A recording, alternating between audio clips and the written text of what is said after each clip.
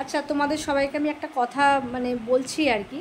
সেটা হচ্ছে যে আমার বিনীত আবেদন, আর্জি বলতে পারো, যে এই যে আমাদের এই আন্দোলনে জুনিয়র ডাক্তাররা যা করছেন, বৃষ্টিতে ভিজে রোদে পুড়ে সাংঘাতিক, আমরা বাড়িতে বসে আছি দেখে ওনাদের পরিস্থিতি দেখে কিছু বলার নেই আর কি। হ্যাঁ, তা ওনাদের জন্য আমাদেরও তো কিছু করার, আমার মনে হয় আমাদের সবারই একটা দায়িত্ব আর কি। তা ওনাদের তো একটা খাওয়া দাওয়ারও ব্যাপার আছে, তাই না?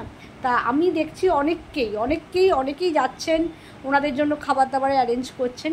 তা কারোর তো একার পক্ষে সম্ভব নয় সেই জায়গায় পৌঁছে, এটা তো বড় একটা কাজ আর কি। তা আমার বক্তব্য হচ্ছে, আমি যেহেতু গড়িয়ায় ব্রহ্মপুরে থাকি, তা এই এরিয়া থেকে বা যার যে এরিয়ায় তোমরা থাকো, যারা আমার ভিডিওটা শুনতে পাচ্ছ, তারা যদি একটু ইনিশিয়েটিভ নিয়ে নিজেদের যার সামর্থ্য যদি কিছু শুকনো খাবার তাদের কাছে আমরা পৌঁছে দিতে পারি, তাহলে কিন্তু আমরা নিজেরাও কিছুটা হলেও তাদের পাশে থাকবো। কারণ হয়তো আমরা তাদের পাশে সবাই তো গিয়ে দাঁড়াতে পারছি না, পরিস্থিতি চাপে পড়ে সবাই গিয়ে দাঁড়াতে পারছি না। তা সেটা আমার সবার বিনীত আবেদন জানাচ্ছি, যদি গড়িয়া ব্রহ্মপুরে কেউ থেকে থাকো, হ্যাঁ, তাহলে তারাও জিনিসটা যদি অ্যারেঞ্জ কেউ করতে পারো। আমি দেখো, সবার তো ক্ষমতা কম বেশি সবার সমান নয়, কারোর কম ক্ষমতা কারোর বেশি ক্ষমতা, সেটা কোনো ব্যাপার না। যে যেমনভাবে তাদের সাহায্য করতে পারে। আমি ক্যাশ টাকা দেওয়ার পক্ষপাতী নই, কারণ ক্যাশ টাকা আদৌ, সত্যি কথা বলতে, আদপে তাদের কাছে কতটা পৌঁছবে সেটাও একটা বড় কথা। যদি কোনো শুকনো খাবার, যেমন ধরো শুকনো চিড়ে ভাজা, ডিম সেদ্ধ বা খিচুড়ি, ঘুগনি, যেভাবে আমরা তাদের সাহায্য করতে পারি।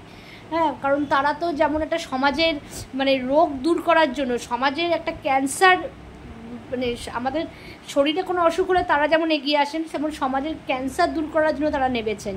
হ্যাঁ, আমি তো এই ঘটনাটাকে পরিষ্কার সমাজের ক্যান্সারই মনে করি।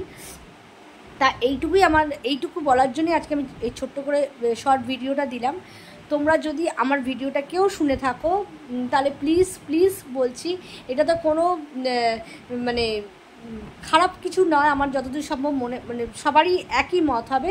সবাই সবার পাড়াতে একটা করে কমিটি গঠন করো, বা একটা অ্যারেঞ্জ করো যে সব খাবারগুলো, ড্রাই জিনিসগুলো তাদের কাছে পৌঁছায়, তারা তাদের লড়াইটা কিন্তু নির্বিঘ্নে যাতে চালাতে পারে। কিন্তু তারা তো মানুষ, তারা তো খেতে হবে, তাই না?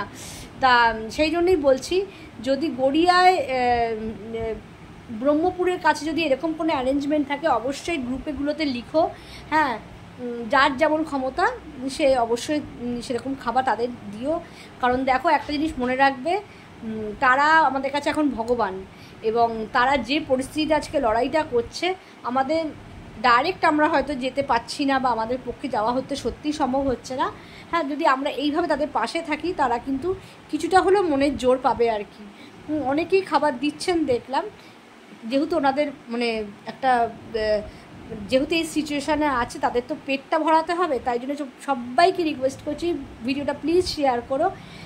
যার পাড়া তারা সবাই মিলে একটা অ্যারেঞ্জ করে খাবার দাবার, কিছু শুকনো খাবার বা যার যেভাবে অ্যারেঞ্জ করতে পারবে, খাবারটা তাদের হাতে পৌঁছে দেওয়াটাই হচ্ছে আসল।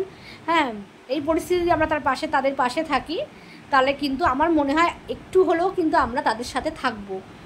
এই রাত জাগা তো আমরা আছি, সেটা কোনো না, কিন্তু আজকে ওরা যেটা করছেন, হ্যাঁ, সেটা কিন্তু অনস্বীকার্য।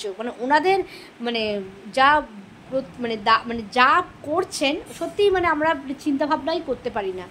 ঠিক আছে, তা ওনাদেরও তো আমাদেরও তো কিছু রেসপন্সিবিলিটি আছে, ওনাদের একটা খাবার দাবার প্রোভাইড করার।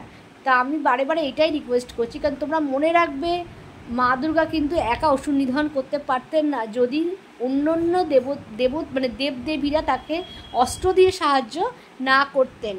তা আমাদের ক্ষেত্রে এখানে এই অস্ত্রটা হচ্ছে তাদের কিছু খাবার দাবার প্রোভাইড করা, যাতে তারা খেয়ে দিয়ে সারভাইভ করে অন্তত তাদের নিজস্ব লড়াইটা, তাদের যে লড়াইটা তারা লড়তে পারেন।